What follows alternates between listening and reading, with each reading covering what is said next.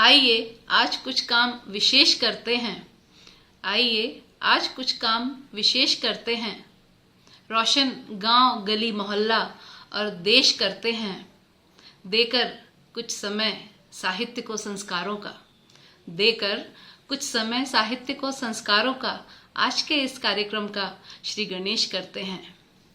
Doctor SN. Tiwari साहित्य सम्मान समारोह 2020 के निमित्त उपस्थित सभी प्रबुद्धजनों को रश्मि चौधरी का नमस्कार है।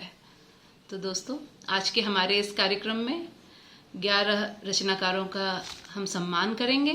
तो आइए और जुड़ जाइए हमारे आज के इस कार्यक्रम में। असतो मां सद्गमय, तमसो मां ज्योतिर्गमय, मृत्योर्मामृतम गमय। हे ईश्वर, हे प्रभु, मुझे असत्य से सत्य की ओर ले चलो, अधर्म से धर्म की ओर ले चलो, मृत्यु से जीवन की ओर ले चलो। जी हाँ दोस्तों, जब भी हम किसी साहित्य, संस्कृति, सभ्यता, कला या चिंतन का कोई भी शुभ कार्य करते हैं तो उसका आगाज करते हैं ईश वंदना से, माँ सरस्वती की वंदना से। तो दोस्तों, सर्वप्रथम कार्यक्रम को आगे बढ़ाते हुए मैं आवाज देती हूँ डॉक्टर पूजा मिश्रा जी को। वे यहाँ पर आएं और अपनी सुमधुर वाणी से हम सबके हृदय को गुंजायमान कर दें। आदरणीय डॉक्टर पूजा मिश्रा जी। नमस्ते। पूजनीय डॉक्टर एस.एन. तिवारी जी की स्मृति में आयोजित इस सम्मान समारोह में पधारे आप सभी गुणीजनों का मैं डॉक्टर पूजा मिश्र हार्दिक अभिनंदन करती हूँ और इसी क्रम में माँ वीणा पाणी के चरणों में एक स्वरचित वंदना प्रस्तुत कर रही हूँ। सुनिएगा। शारदे माँ ज्ञान देना, बुद्धि का वरदान देना, मात तम का नाश करके चित्त को संज्ञान देना। शारदे माँ ज्ञान देना, बुद्धि का वरदान देना। वाग्देवी हंस वाही, सृष्टि है तुझ में समाई। पद्म आसन हाथ वीणा, रागिनी तुमने बनाई। माँ कला की साधिका हूँ, तुम मुझे उत्थान देना। शारदे माँ ज्ञान देना, बुद्धि का वरदान देना। शारदे माँ आज वर दो, लेखनी में प्राण भर दो। व्यंजनाओं में सतत ही शब्द शर संधान कर दो। पाप को जड़ से मिटाकर पुण्य का उन्नवान देना। शारदे माँ ज्ञान देना, बुद्धि का वरदान देना। मात तम का नाश करके चित्त को संज्ञान देना। शारदे माँ, शारदे माँ, शारदे माँ ज्ञान देना। धन्यवाद। धन्यवाद पूजा जी, इस सुरमई आगाज के लिए आपका आत्मीय धन्यवाद। ज्यों आसमां में नजर आते हैं सितारे, ज्यों आसमां में नजर आते हैं सितारे, हैं ऐसे हमारी महफिल के आज नजारे। आप सभी पधारे तो ऐसा लगा कि जैसे सुदामा के घर भगवान श्री कृष्ण पधारे। और अब स्वागत की बारी। शब्द पुष्पों से स्वागत करने आ रहे हैं इस कार्यक्रम के संयोजक आदरणीय श्री मुकेश तिवारी जी। स्वर्गीय डॉक्टर एस.एन. तिवारी की स्मृति में तीसरा ये साहित्य सम्मान समारोह आयोजित हो रहा है। सर्वप्रथम मैं अपने इष्ट राजाधिराज बाबा महाकाल को प्रणाम करता हूँ और उसके बाद प्रणाम डॉक्टर तिवारी को, जिनकी स्मृति में आज हम इस समारोह में एकत्र हुए हैं। डॉक्टर साहब की प्रेरणा से ही हम बहुत कुछ कर पा रहे हैं। मैं प्रणाम करना चाहता हूँ शक्ति स्वरूपा अपनी माँ श्रीमती आत्मा तिवारी को, जिनके सतत मार्गदर्शन से ही बहुत कुछ संभव हो पा रहा है। माता पिता के बाद गुरु को प्रणाम। साहित्य जगत में मेरी गुरु श्रीमती सुषमा दुबे जी, जो आज इस समारोह की अध्यक्षता भी कर रही हैं, जिनका आशीर्वाद हमेशा मुझ पर रहता है, उनको भी मैं प्रणाम करता हूँ। आज के कार्यक्रम की मुख्य अतिथि साहित्य भूषण, हाइकू भूषण डॉक्टर मिथिलेश दीक्षित जी के बारे में कुछ कह पाना मेरे लिए बहुत मुश्किल होता है। आदरणीय दीदी का जितना स्नेह, जितना मार्गदर्शन मुझे मिलता है, उसको देखते हुए मैं जब भी उनके बारे में कुछ लिखने बैठता हूँ या बोलना चाहता हूँ तो मेरे पास शब्दों की कमी पड़ जाती है। मैं दीदी को प्रणाम करता हूँ और इस समारोह में उनका हार्दिक अभिनंदन करता हूँ। आज के कार्यक्रम में विशेष अतिथि के रूप में बड़े भाई गीत दीक्षित जी का सानिध्य भी हमें मिल रहा है। गीत भैया से मैंने पत्रकारिता में बहुत कुछ सीखा है और उनका सतत स्नेह मुझे मिलता रहा है। अब बात एक और विशेष अतिथि की, जो कि देश की जानी मानी लेखिका हैं। नाम है अनघा जुगलेकर जी। अनघा जी के बारे में भी कुछ कहना बहुत मुश्किल होता है, क्योंकि उनका लेखन इतना उच्च कोटि का है। उनके लेखन से मैं बहुत प्रभावित हूँ। आज हम पिछले साल की तरह ही 11 रचनाकारों को सम्मानित कर रहे हैं। सन 2018 में हमने 5 रचनाकारों को सम्मानित किया था। जो रचनाकार सम्मानित हो रहे हैं उन सभी को मैं डॉक्टर एस एन तिवारी स्मृति समिति की ओर से बहुत बहुत बधाई देता हूं और इन रचनाकारों के चयन में महत्वपूर्ण भूमिका अदा करने के लिए श्रीमती सुषमा दुबे, वरिष्ठ व्यंग्यकार, राजभाषा अधिकारी भारतीय जीवन बीमा निगम श्री देवेंद्र सिंह सिसोदिया, वरिष्ठ लेखिका श्रीमती पद्मा राजेंद्र जी और वरिष्ठ लेखिका श्रीमती अंजू श्रीवास्तव निगम देहरादून का आभार प्रकट करता हूँ। हम इस साल इस आयोजन को बड़े पैमाने पर करना चाहते थे, लेकिन कोरोना महामारी के चलते इसे बदले हुए स्वरूप में आयोजित करना पड़ रहा है। इसके साथ ही हमारा ये संकल्प कि हम हर साल रचनाकारों को सम्मानित कर डॉक्टर तिवारी को श्रद्धा सुमन अर्पित करेंगे, पूरा हो रहा है।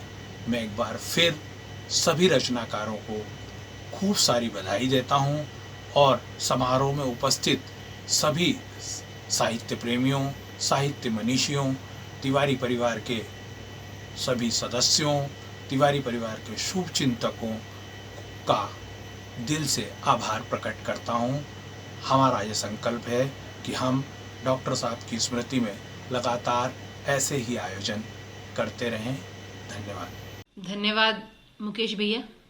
आज हमें हमारे इस कार्यक्रम के लिए, इस आयोजन के लिए सम्मानित होने वाले सभी रचनाकारों के लिए कुछ खास शुभकामनाएं और बधाइयाँ प्राप्त हुई हैं।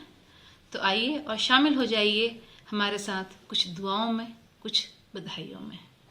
मेरी ओर से सभी साहित्यकारों को अनेकों शुभकामनाएं।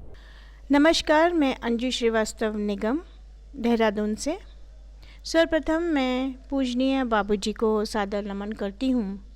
आप शिक्षक एवं वरिष्ठ लेखक रहे हैं। आपकी साहित्यिक यात्रा को पूरी कर्मठता से आगे बढ़ाने का काम आपके सुपुत्र वरिष्ठ पत्रकार श्री मुकेश तिवारी जी द्वारा संपन्न किया जा रहा है। इस कार्यक्रम में मुख्य वक्ता के तौर पर उपस्थित हाइकू भूषण, साहित्य भूषण आदरणीय डॉक्टर मिथिलेश दीक्षित जी ने मंच की गरिमा को उत्कृष्टता प्रदान की है।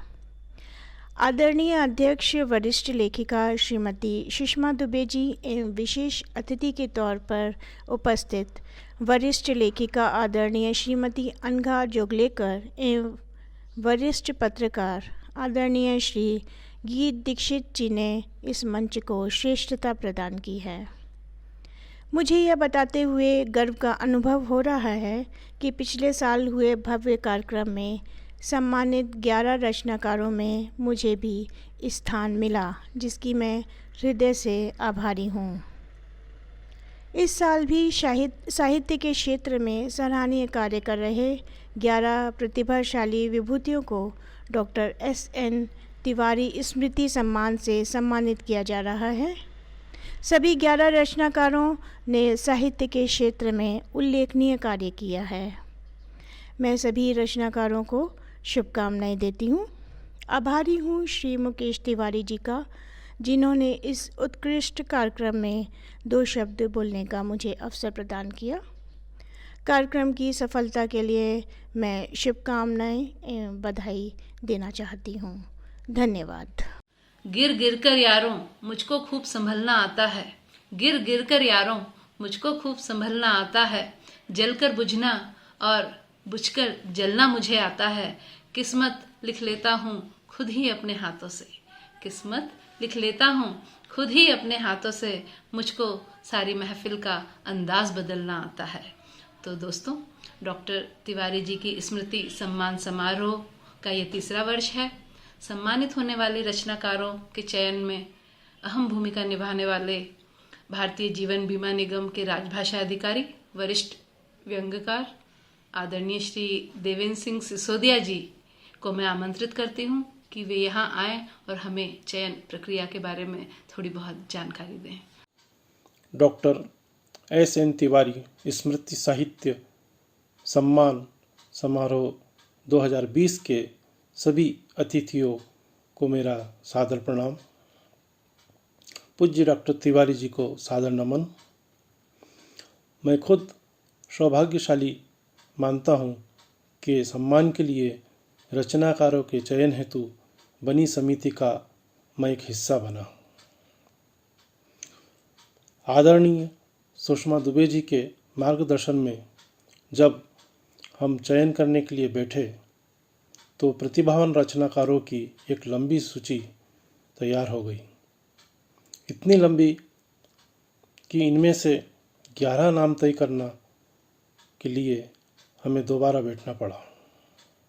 आखिर में ये 11 नाम निकल कर सामने आए, जिनको आज हम सम्मानित कर रहे हैं।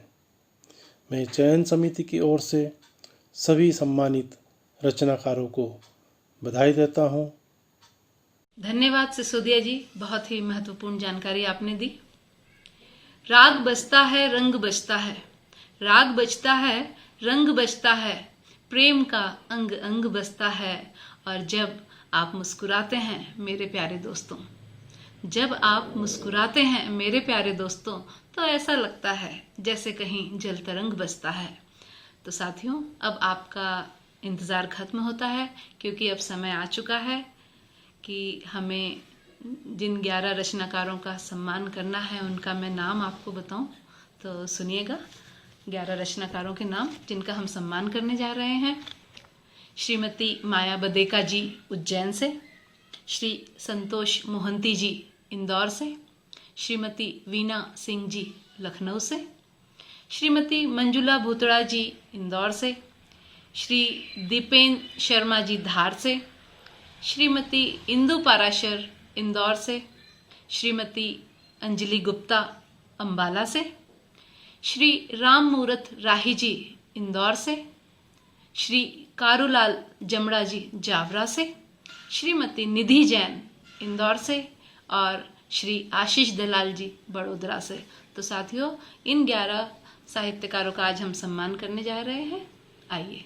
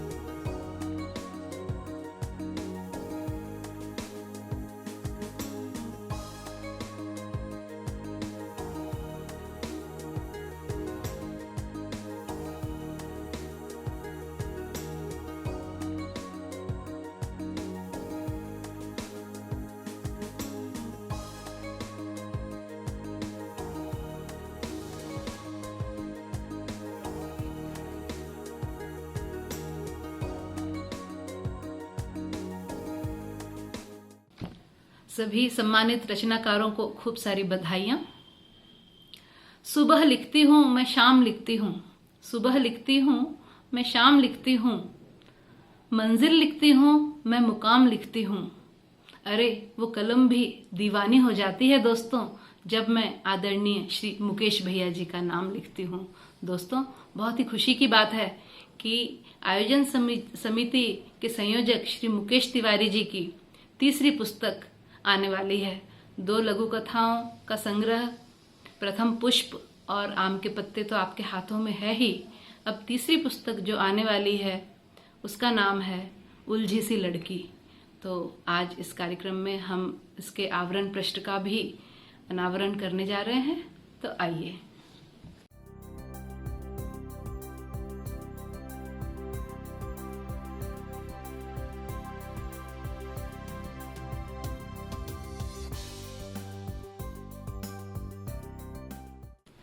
अब मेरा आग्रह इस सम्मान समारोह के विशेष अतिथि वरिष्ठ पत्रकार श्री गीत दीक्षित जी से है कि वे यहाँ आएं और अपनी अमृतवाणी से हमारी सभा को संबोधित करें।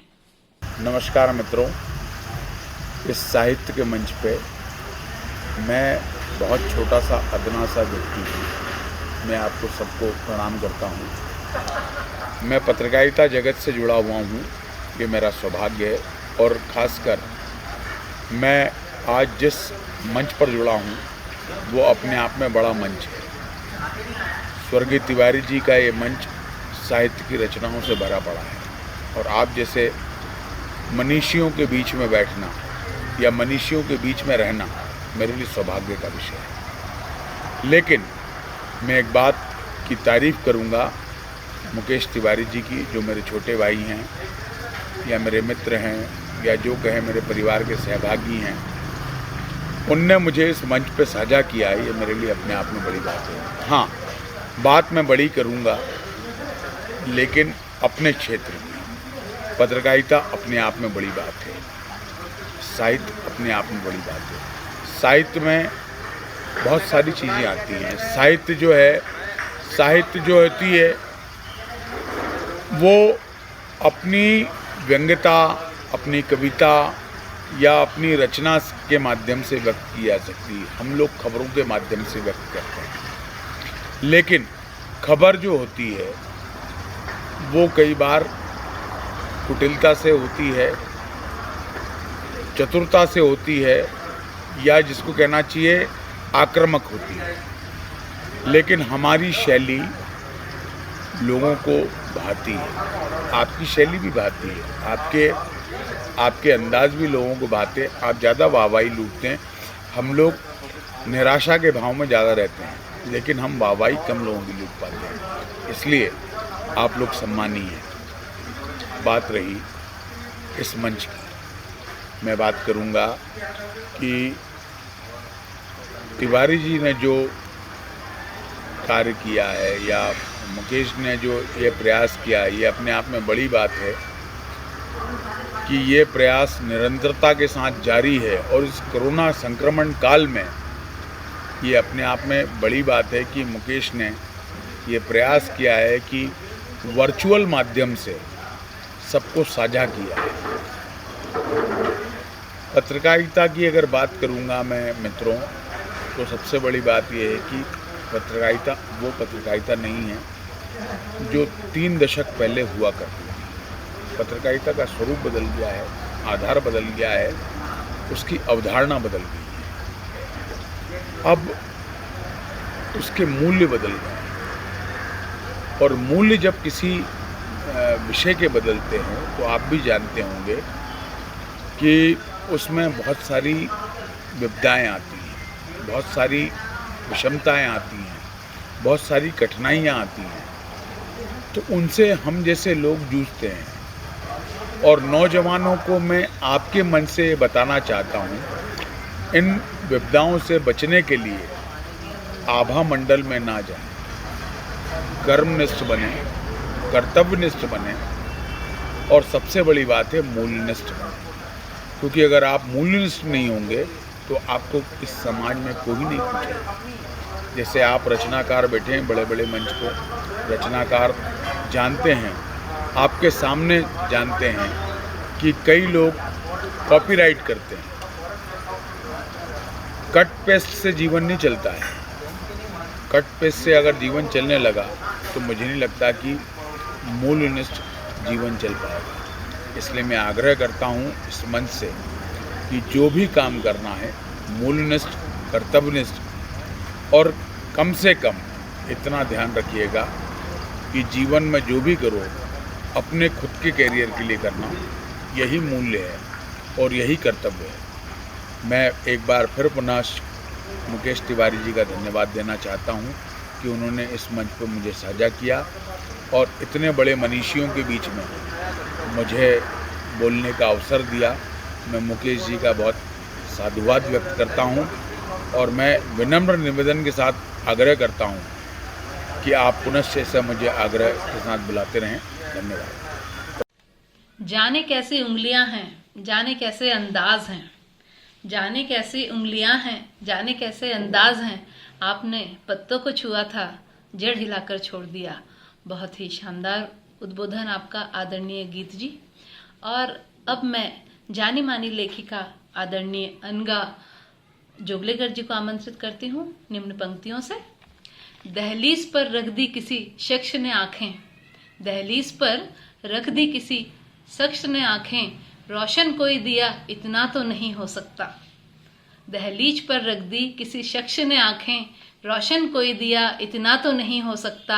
आप मेरी आवाज में आवाज मिलाइए तो फिर देखना दुनिया में क्या नहीं हो सकता, क्या नहीं हो सकता। नमस्कार। वरिष्ठ शिक्षक और लेखक डॉक्टर एस.एन. तिवारी स्मृति समिति द्वारा आज आयोजित किए गए साहित्य सम्मान समारोह में मुझे विशेष अतिथि के रूप में आमंत्रित करके जो सम्मान दिया गया है, उसके लिए मैं आदरणीय श्री मुकेश तिवारी जी व संपूर्ण समिति का मनःपूर्वक आभार व्यक्त करती हूँ। जैसा कि हम सभी जानते हैं कि डॉक्टर एस.एन. तिवारी स्मृति समिति के गठन वर्ष 1997 से अनेक गतिविधियों का आयोजन किया जा रहा है। जैसे मेधावी छात्रों को डॉक्टर एस.एन. तिवारी स्मृति सम्मान पदक, समिति द्वारा डॉक्टर तिवारी की स्मृति में शिक्षकों का सम्मान, साथ ही प्रतिवर्ष 11 रचनाकारों का सम्मान। ये सारी ही गतिविधियां तिवारी परिवार द्वारा आयोजित की जाती हैं, जिसके लिए वे सचमुच बधाई के पात्र हैं। Doctor SN. तिवारी जी, जिन्हें मैं बाबूजी कहूँगी, उनसे मिलने का सौभाग्य तो मुझे प्राप्त न हो सका, लेकिन उनके सुपुत्र श्री मुकेश तिवारी जी जैसा मृदुभाषी भाई मिलना भी ईश्वर की अनुकंपा ही है। जब हम साहित्य की बात करते हैं तो साहित्य समग्र रूप से सामने आता है। काव्य, कहानी, कथा, यात्रा वृत्तांत, उपन्यास आदि सभी इसकी विधाएं हैं और इन सभी विधाओं में साहित्य फल फूल रहा है। मेरे विचार से साहित्य एक गुलदस्ता है जिसमें अलग अलग विधाओं के रंग बिरंगे फूल खिले हैं जो अपनी खुशबू से समाज को महकाते हैं। साहित्य ही है जो समाज को बनाता है, संवारता है और बिगाड़ भी सकता है। ऐसे कितने ही उदाहरण हमने देखे हैं जिनमें लोग अपने अवसाद की स्थिति से साहित्य के माध्यम से ही बाहर निकले हैं। मनोरंजन भी साहित्य की ही एक विधा है और अपने मनोरंजन के आधार पर ही कई लोगों को साहित्य ने नया जीवन दिया है। साहित्य में कही गई सकारात्मक बातें समाज में लोगों को जीने का सहारा भी देती है और ऐसे साहित्य के उत्थान में रत रचनाकारों को डॉक्टर एस.एन. तिवारी समिति सम्मानित कर निश्चित ही प्रशंसनीय कार्य कर रही है। समिति ने पहले वर्ष 5 और दूसरे व तीसरे वर्ष 11 रचनाकारों को सम्मानित किया है। मैं सभी सम्मानित सदस्यों को हार्दिक बधाई प्रेषित करती हूँ। आगे भी समिति इसी तरह सकारात्मक गतिविधियों का आयोजन करती रहे। मेरी शुभकामना आपके साथ है और हाँ, साथ ही आप सबको नववर्ष की ढेर सारी शुभकामनाएं। धन्यवाद। धन्यवाद अनगा जी। खुद की आरजू के दामन भरने के लिए सब कर्म पथ पर चलते हैं। खुद की आरजू के दामन भरने के लिए सब कर्म पथ पर चलते हैं, पर आप उस दीपक की बाती हैं जो सिर्फ औरों के लिए जलते हैं। इन्हीं शब्दों से मैं आमंत्रित करती हूँ समारोह की अध्यक्षा दीदी, वरिष्ठ लेखिका आदरणीय सुषमा दुबे जी को। वे यहाँ पर आएं और हमें मार्गदर्शित करें। आदरणीय सुषमा दीदी को सादर वंदन। मैं सुषमा दुबे इंदौर से कार्यक्रम में पधारे सभी अतिथियों को नमन करती हूँ। हमारे कार्यक्रम के अतिथियों मिथिलेश दीक्षित दीदी को मैं प्रणाम करती हूँ। साथ ही हमारे इसी आभासी पटल पर उपस्थित हमारे कार्यक्रम के दूसरे अतिथि अनघा जोगलेकर जी, जो कि बहुत अच्छी साहित्यकार होने के साथ एक श्रेष्ठ चित्रकार भी है, उनका भी मैं पटल पर अभिनंदन करती हूँ। साथ ही राजनीतिक विश्लेषक और वरिष्ठ सुप्रसिद्ध पत्रकार गीत दीक्षित जी का भी मैं अभिनंदन करती हूँ। और हमारे साथी देवेंद्र सिंह सिसोदिया, वे हमारे कार्यक्रम के अतिथि है, मैं उनको भी सादर वंदन करती हूँ। साथ ही आज के मुख्य जो कार्यक्रम के मैं कहूँ कि आयोजक कहूँ या नायक कहूँ, मुकेश जी, जो कि प्रतिवर्ष अपने पिताजी की स्मृति में सम्मान समारोह आयोजित करवाते हैं। और साथ ही आज उनके कहानी संग्रह का जो कवर पृष्ठ है उसका विमोचन भी है। तो इन दोनों कार्यक्रमों के लिए मैं उन्हें हार्दिक बधाई देती हूँ। साथ ही हमारे साथ उपस्थित है हमारी साथी रश्मि चौधरी, जो कि कार्यक्रम की सूत्रधार है। और हमारे सम्मानित अतिथि, उनको मैं कैसे भूल सकती हूँ, साथी जिन्हें हम सम्मान देने जा रहे हैं। 11 साथी जो है हमारे, जिन्हें हमें एस.एन. तिवारी स्मृति सम्मान देने जा रहे हैं, उन सभी का भी मैं आत्मीय अभिनंदन करती हूँ। और एस.एन. तिवारी जी के बारे में क्या कहूँ, जितना कहूँ कम है।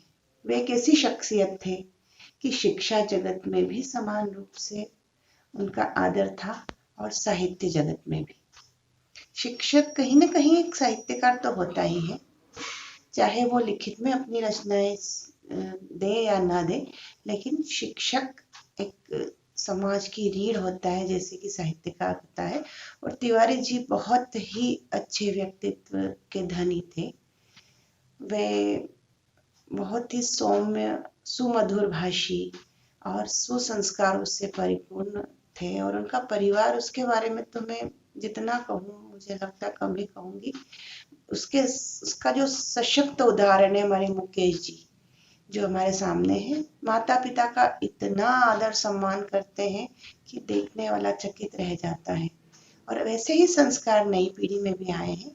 उनकी दोनों बिटिया लेखनी और मेदिनी, वे भी बहुत ही हंसमुख और सरल बालिकाएं और सुसंस्कारों से परिपूर्ण इनका परिवार। मैं सभी का अभिनंदन करती हूँ।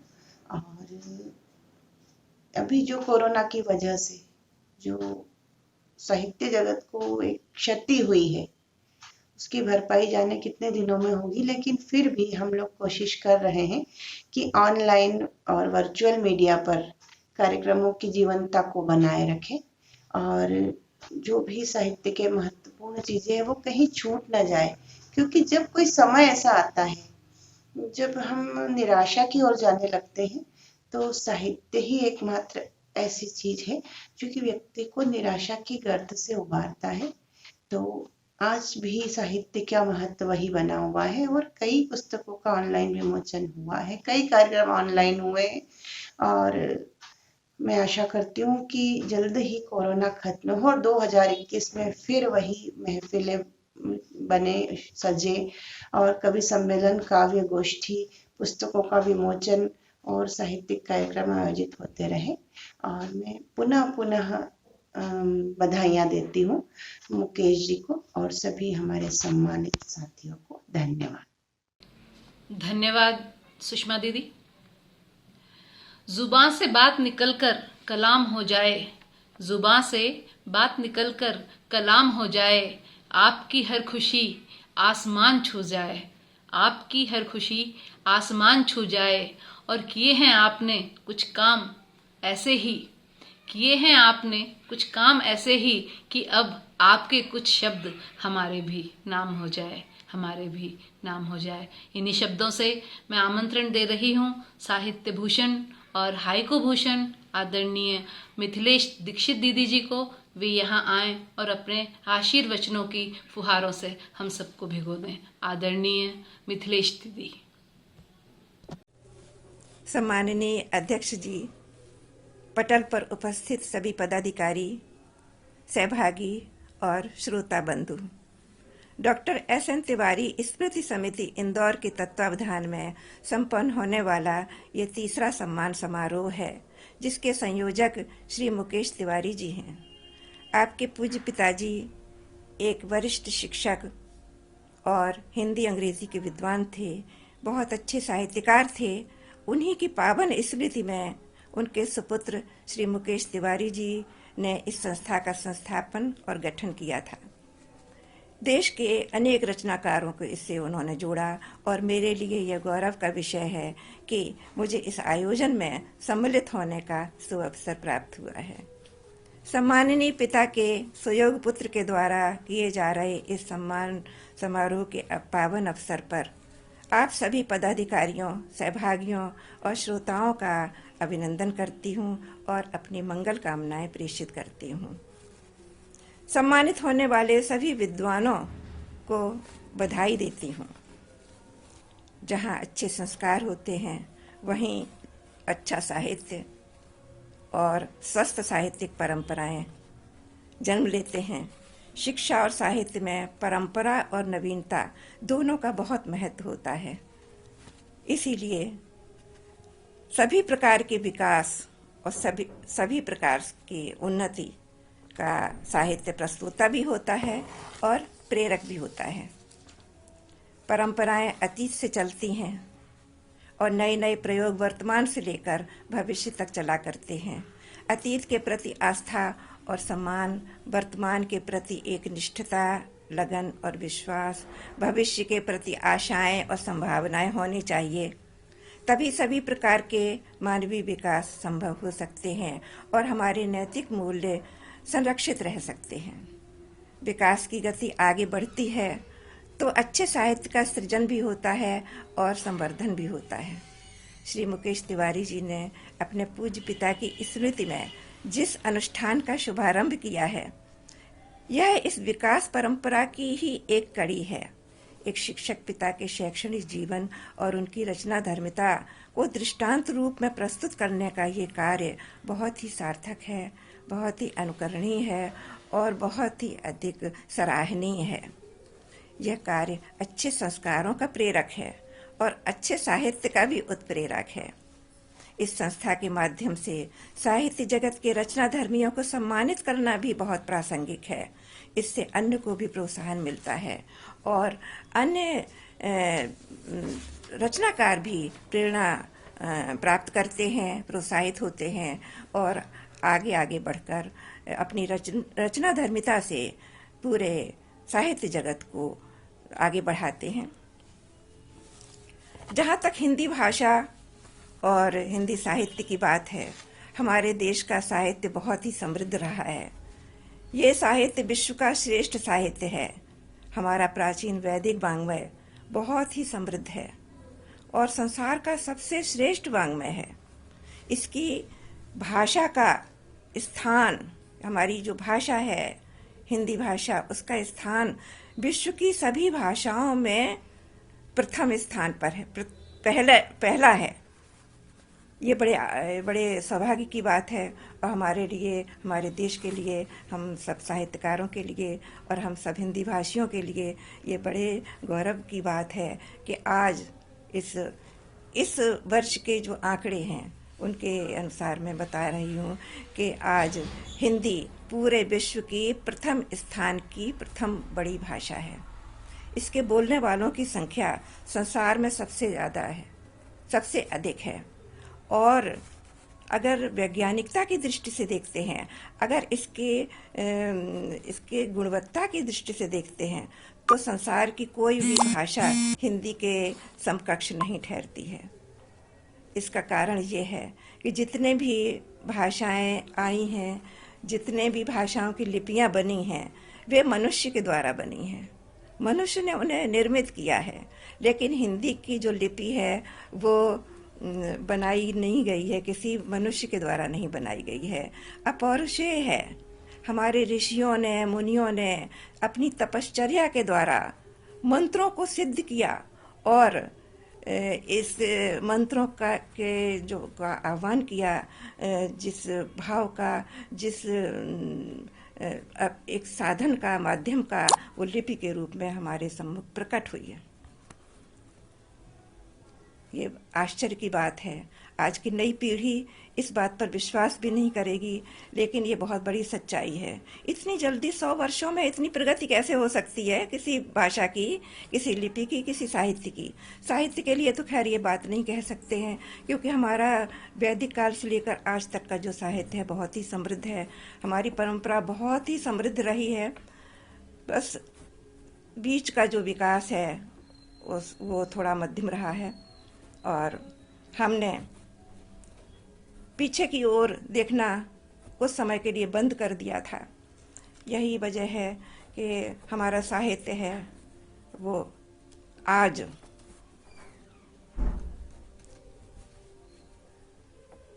विकास की उस दशा तक नहीं पहुंचा है जहां तक पहुंचना चाहिए था। हम वैदिक काल से लेकर, पौराणिक काल से लेकर और रामायण महाभारत के काल तक जो हमारा साहित्य रहा है, जो स्तर रहा है और जो सृष्टि चक्र को लेकर, एक संसार के सभी विषयों को लेकर, विशेष रूप से पर्यावरण को लेकर जो साहित्य सृजित हुआ है, रचित हुआ है, उसका मुकाबला तो अनेक शताब्दियों तक विश्व का कोई साहित्य कर ही नहीं सकता है। हमने उस परंपरा को कहीं से छोड़ा है, अवश्य है, और हम आज कुछ भटक जरूर गए हैं, ऐसा हमको प्रतीत होता है। हिंदी की लिपि की बात हम कर रहे थे। ये लिपि संसार के सभी ज्ञान विज्ञान को अभिव्यक्त करने की क्षमता रखती है।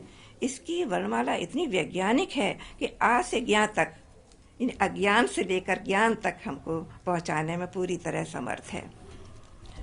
और जहाँ तक साहित्य की वर्तमान स्थिति की बात है, संतोषजनक तो है, लेकिन बहुत श्रेष्ठ नहीं मानी जा सकती है। यांत्रिक उपलब्धियों के इस युग में मनुष्य सुविधाभोगी होता जा रहा है, आत्म केंद्रित होता जा रहा है। इन उपलब्धियों से वो आर्थिक या भौतिक रूप से समृद्ध तो हुआ है, लेकिन प्रेम, सेवा, श्रद्धा, विश्वास, सहयोग, सहानुभूति, सेवा आदि के भावों से दूर होता जा रहा है। बनावट और सजावट के सामानों से जीवन भी बनावटी होता चला जा रहा है। चारों ओर भीड़ बढ़ रही है। साहित्य में भी इसीलिए भीड़ अधिक है, स्तरीयता और गंभीरता कम दिखाई दे रही है। अन्य क्षेत्रों की तरह साहित्य का भी अवमूल्यन होने लगा है। इस बढ़ती हुई भीड़ में साहित्य, तो हम साहित्य को कह सकते हैं, सत साहित्य नहीं कह सकते हैं। हम रचना धर्मियों के लिए ये चिंता का विषय है और हमें सचेत होने की आवश्यकता है। आज मनुष्य बुद्धिवादी अधिक होता जा रहा है और हृदय की रागात्मक अनुभूतियाँ कम होती जा रही हैं। ये भी हमारे लिए चिंता का विषय है। आज जगह जगह गुट और ग्रुप बन रहे हैं। हम गुटों में बंधे जा रहे हैं। हम आत्म केंद्रित होते जा रहे हैं। स्वार्थपरता के घेरे में हम घिरते चले जा रहे हैं।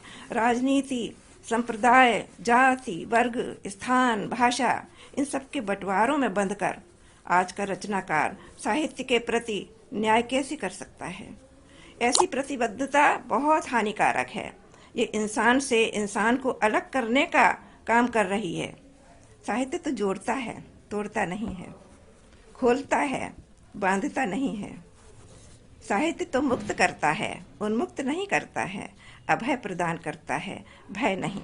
स्वतंत्र करता है, स्वच्छंद नहीं। त्याग का पाठ पढ़ाता है, केवल प्राप्ति का ही नहीं पाठ पढ़ाता है।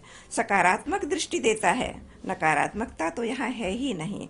लेकिन आज हम दुनिया की चकाचौंध में फंसते जा रहे हैं और हम अपनी मूल परंपरा से कटते जा रहे हैं। साहित्यकार का जीवन तो पवित्र साधना होता है। सच्चा साहित्यकार राष्ट्रीय अस्मिता और श्रेष्ठ परंपरा पर विश्वास करता है, मानवीय नैतिक मूल्यों पर विश्वास करता है और अपने लेखन को निरंतर परिमार्जित करता रहता है, क्योंकि सीखना बहुत आवश्यक होता है। बालक से लेकर वृद्ध तक जो सीखने तक की परंपरा चली आ रही है, तो नई नई बातें सीखी जाती हैं और अंत तक मनुष्य सीखता ही रहता है। इसी तरह से स्वयं का भी परिमार्जन होता है और साहित्य में भी स्तरीयता आती रहती है। परंपरा से हम नवीनता की ओर बढ़ते जाते हैं, नए नए प्रयोग होते हैं, नई नई बातें आती हैं और हम उस परंपरा से उनको जोड़ते चले जाते हैं और जोड़ते रहने से हम बहुत विशाल आकार प्राप्त कर लेते हैं और पूरी सृष्टि से, पूरे संसार से, पूरी मानवता से जुड़ जाते हैं। इसीलिए हम ये चाहते हैं कि ऐसे आयोजन होते रहने चाहिए, क्योंकि ये परंपरा आगे बढ़ती रहे तो हमारे लिए, हमारे आंतरिक उन्नयन के लिए भी बहुत आवश्यक है। जब हम अच्छे विचार हमारे अच्छे विचार होंगे तो हमसे जो हमारे भाव भी, जो हमारा कर्म भी अच्छे होंगे, हमारा लेखन भी अच्छा होगा और असत से सत की ओर चलना, बुराई से अच्छाई की ओर चलने का जो हमारे यहाँ उद्घोष हुआ है, ये वैदिक हमारी सांस्कृतिक उद्घोष रहा है, उस पर भी हम चलते रहेंगे। हम अपने प्रति और इस समाज के प्रति, मानवता के प्रति तभी न्याय कर सकते हैं, क्योंकि हम पूरे विश्व की एक कड़ी हैं, एक बिंदु हैं, एक बूंद हैं और ये पूरा समुद्र है, वो हमारा ही है और हम समुद्र के हैं। तो एक सूत्रता, एक निष्ठता, समरसता, एक रास्ता, ये बहुत आवश्यक है। और एक बार फिर मैं आप सभी को बधाई देती हूँ और नए वर्ष के लिए मंगल कामनाएं करती हूँ। धन्यवाद। आपका बहुत बहुत आभार दीदी। और अब आखिर में आभार प्रदर्शन के लिए मैं आग्रह करती हूँ डॉक्टर दीपा मनीष व्यास जी से।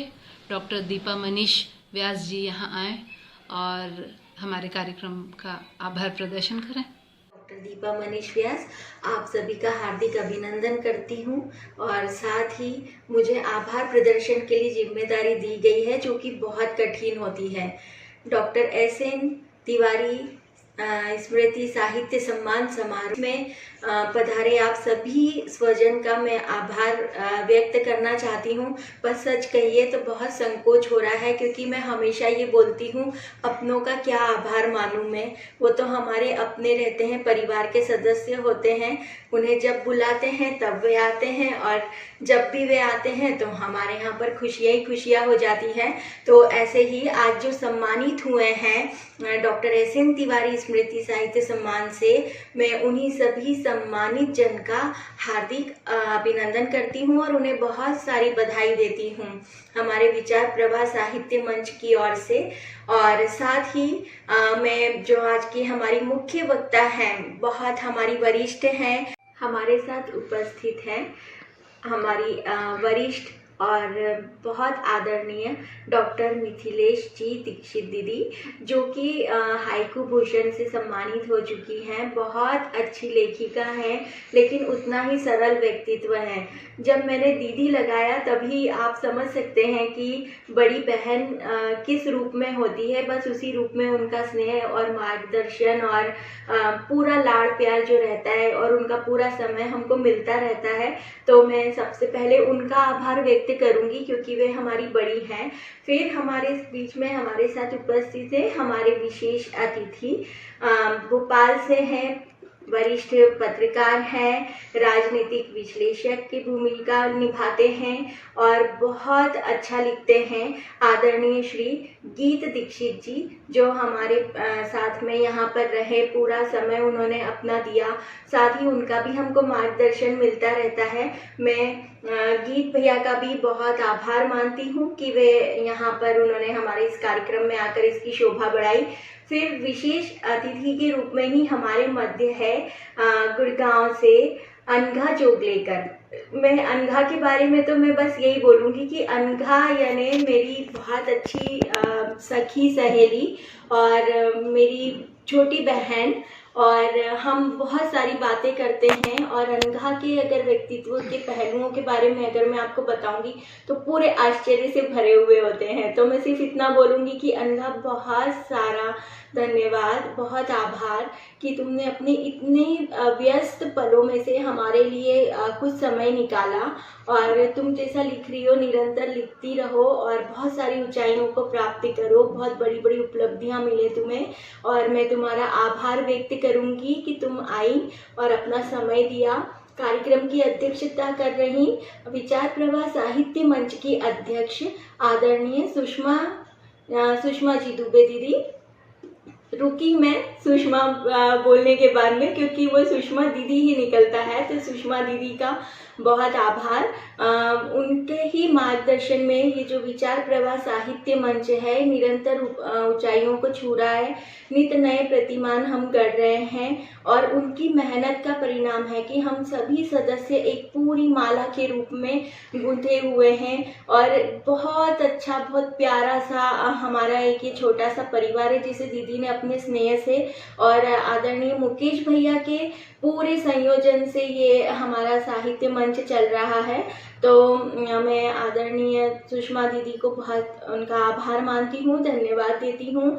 अब मैं उनका नाम लेना चाहूँगी जिन्होंने इस पूरे आयोजन को जो रचते हैं, गूंथते हैं और पूरी रूपरेखा तैयार कर लेते हैं और सबको बहुत प्यार से आमंत्रित करते हैं और सबको बड़े संकोच के साथ दायित्व देते हैं। तो ऐसी जो शख्सियत हैं वो हैं हमारे आदरणीय मुकेश तिवारी भैया, और उनको सबसे पहले तो मैं बधाई दूंगी उनके कहानी संग्रह के लिए। कितना अच्छा कहानी संग्रह उन्होंने निकाला है और आपका बहुत सारा आभार कि आप इतना भव्य आयोजन करते हैं पिताजी की स्मृति में और पूरी समर्पण, पूरी निष्ठा के साथ में, और सबको साथ लेकर चलने वाले हमारे मुकेश भैया हैं जो निरंतर पारिवारिक उत्तरदायित्व का निर्वाह करते हैं।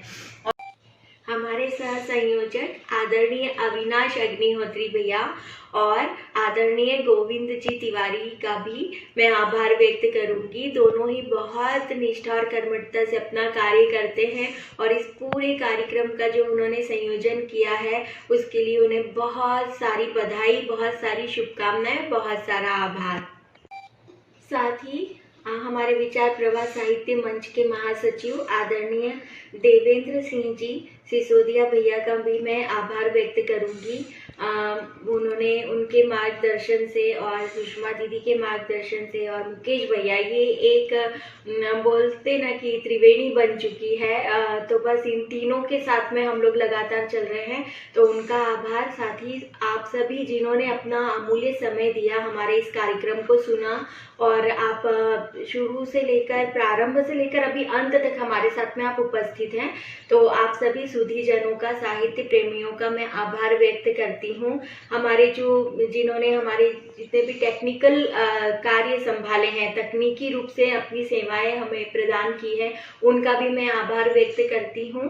और आपका स्नेह, आपका प्यार, आपका मार्गदर्शन और आपका साथ सदा हमारे साथ बना रहेगा, यही मैं ईश्वर से प्रार्थना करती हूँ। आप सबका बहुत बहुत धन्यवाद, बहुत आभार। चाहे ईश्वर, अल्लाह, खुदा और रब का नाम लेती हूँ, चाहे ईश्वर, अल्लाह, खुदा और रब का नाम लेती हूँ, मगर दिलों में अमन को अपनी आवाम कहती हूँ।